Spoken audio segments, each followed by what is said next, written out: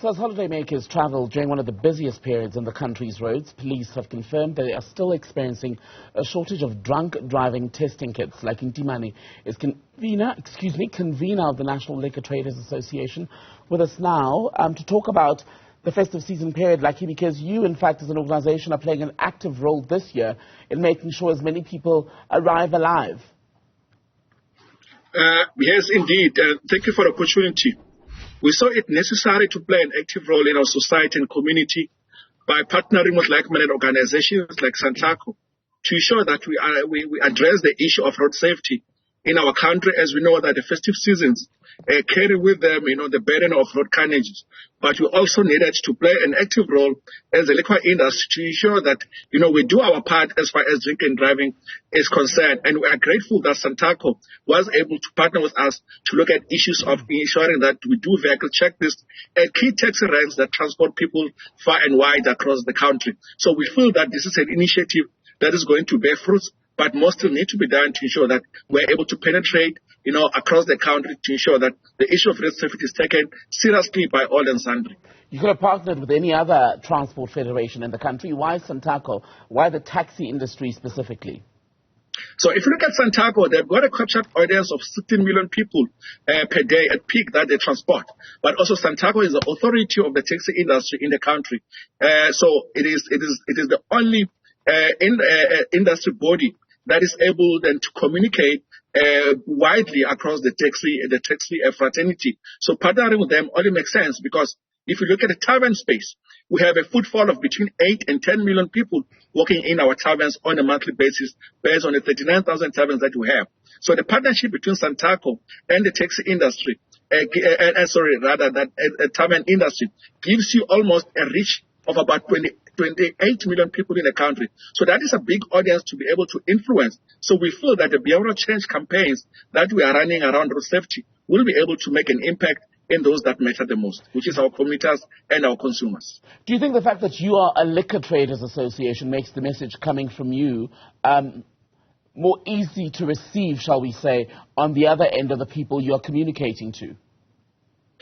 We have always placed it on record that we see ourselves as, part of society and community before we are business people.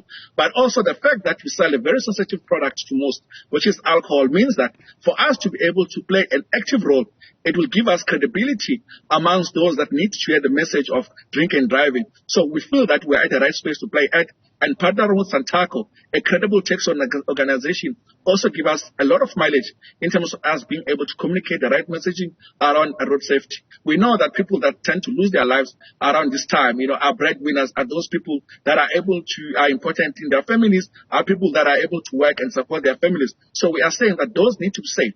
But importantly, we need also to respect our communities. Those that drink alcohol should not inconvenience those that are not consuming alcohol. Hence, we are pushing a message amongst our liquor traders that we need to trade responsibly. But to our consumers, we also need to consume liquor in a responsible manner.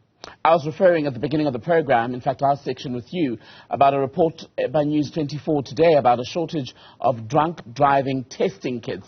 How much do you think that could compromise or hamper efforts to reduce, if not get rid altogether, of the high number of people who we know drive under the influence daily in this country, not to mention over the holiday period? I think that is going to have a major impact on the ability of people to observe the rules of the road as far as drinking and driving is concerned. We are worried about, the reported shortage.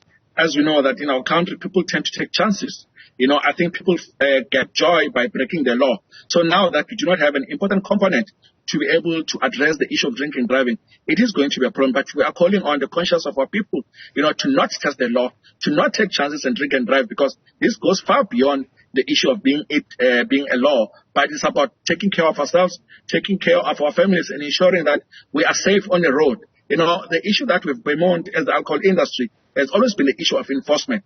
That yes, people might be arrested in the presence of a breathalyzer, but how many people are actually sentenced because of drink and driving? So there needs to be the commonality where people's actions are met, by a full force of the law. And now that you don't have the breathalyzers, that they will be able to send people to jail, we are extra worried that, this December people might feel that, just a walk in the park for them.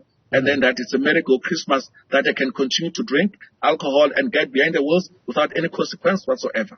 Ntimane from the National Liquor Traders Association, thank you for your time tonight.